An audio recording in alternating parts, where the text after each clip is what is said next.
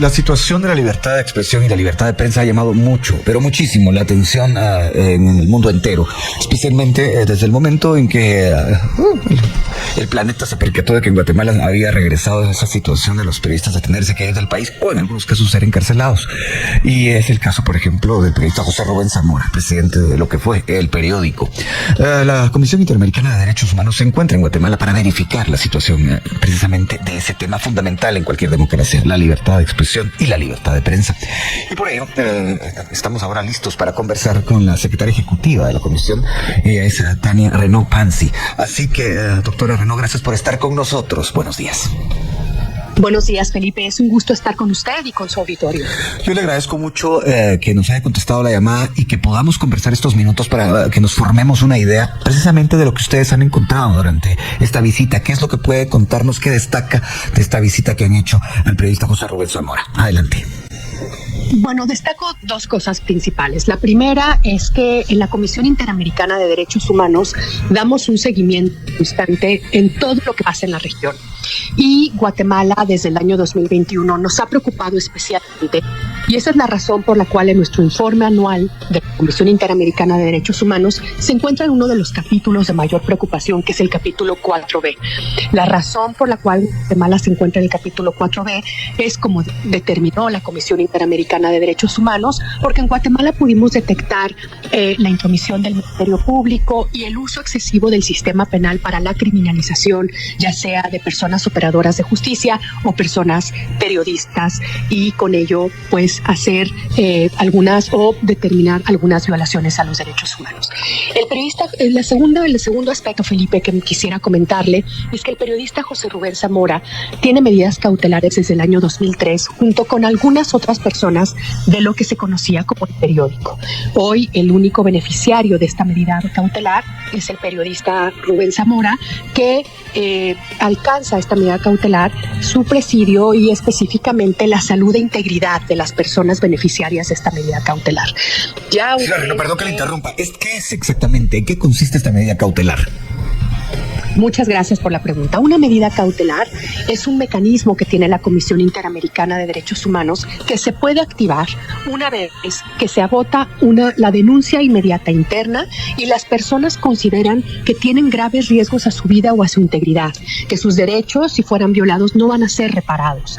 Y hay que recordar que desde hace muchos años José Rubén Zamora había sido víctima de amenazas, de atentados, y que finalmente se concentra hoy en una situación penitenciaria en la que está, que no me voy a pronunciar sobre el tema procesal penal porque no es competencia en este momento de la comisión, pero cuando una medida cautelar se activa una doble monitoreo sobre la situación de vida e integridad de las personas. Desde el año 2022 habíamos solicitado 4 veces de manera formal al gobierno de Guatemala poder venir a ver al señor José Rubén Zamora, básicamente para verificar que lo que el Estado nos decía sobre su vida y su integridad coincidía con lo que estaba en el expediente escrito. Pero esta visita solo pudo ser posible después de que recibiéramos una carta del actual gobierno invitando al relator Pedro Vaca, el relator para libertad de expresión, y a la Secretaría Ejecutiva, a mí, a poder venir a ver al señor José Rubén Zamora. Entonces, la Comisión Interamericana de Derechos Humanos nos instruyó para que pudiéramos estar aquí, poder tener una conversación amplia con él y poder verificar su situación. Doctora Renaud, me llama mucho la atención. Ustedes piden 4 veces, cita para poder ir a ver al periodista José Rubén Zamora. No les dan esa oportunidad. Se las da este gobierno. Y ahora viene la pregunta clave. ¿Coincidía lo que les decía el gobierno anterior en cuanto al trato al periodista con lo que el periodista les ha dicho? No hay algunas informaciones disímiles.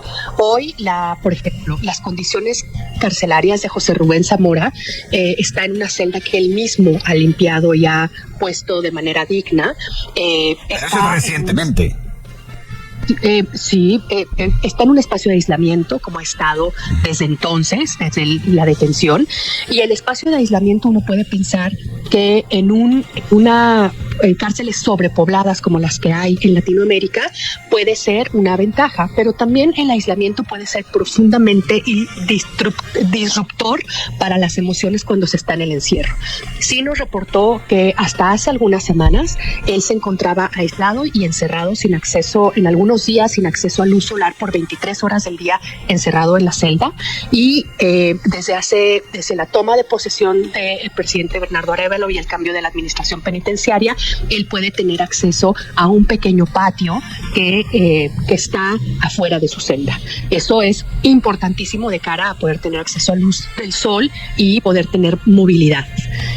Nos dijo que durante los primeros días del presidio fue víctima de interrupción del sueño y también que las condiciones de la celda eran muy precarias y muy insalubres.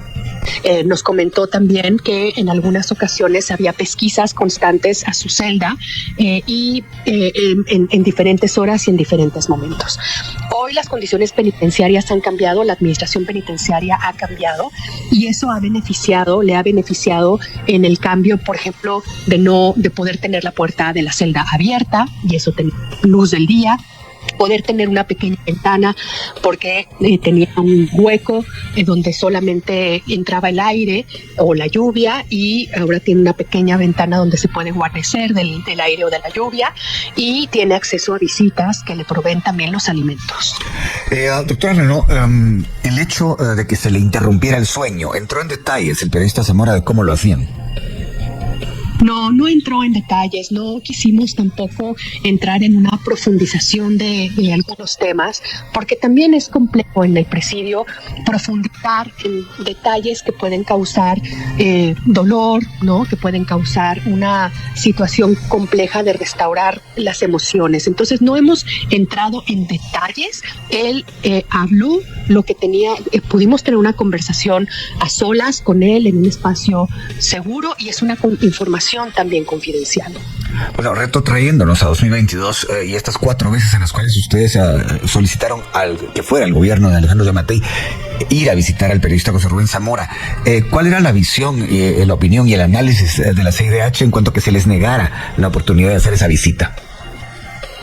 La negación de la visita estaba enmarcada también en negarnos las visitas en otros contextos. La exrelatora de país, la excomisionada Esmeralda Rosemena de Troitiño, pidió por lo menos 5 años el ingreso al país. Entonces la negación para venir a ver al periodista Rubén Zamora no nos cayó de sorpresa, pero sí nos sorprendió que fuera un caso tan mediático, tan conocido mundialmente, y que no nos permitieran eso, pues nos generaba mucha suspicacia o muchas dudas sobre las condiciones del señor Rubén Zamora. Lo hemos encontrado con una salud buena, que denota también un bienestar continuado, vamos a llamarlo así, pero hay que aclarar algo, Felipe. El presidio nunca es bueno para nadie. Es decir, no hay que encontrar a las personas en una situación deplorable, ¿no? Pero la prisión siempre demerita la salud física y emocional. Siempre trae consigo otras enfermedades, ya sea dermatológicas, la presión, siempre, porque es un estado de profunda incerteza, la incerteza jurídica, de profunda tristeza, de alejarse del núcleo familiar y de profunda zozobra sobre el futuro. Claro, cualquier persona privada de libertad sufre lo que usted está describiendo, doctora, pero una cosa es eso y otra cosa es cuando, por ejemplo, como lo ha dicho el colega José Rubén Zamora, van y deliberadamente le interrumpen el sueño, no lo dejan dormir. Ahí hay una diferencia. Pero en todo caso, me llama mucho la atención cuando usted dice que al pedir la posibilidad, al solicitar la visita al lugar donde está recluido el periodista José Rubén Zamora, se les negó 4 veces, pero que no les extrañó porque si es 5 años que de algún modo también habían querido entrar al país, me imagino que también para hacer algún tipo de verificación. ¿Podemos ahondar en ese tema que usted ya mencionó?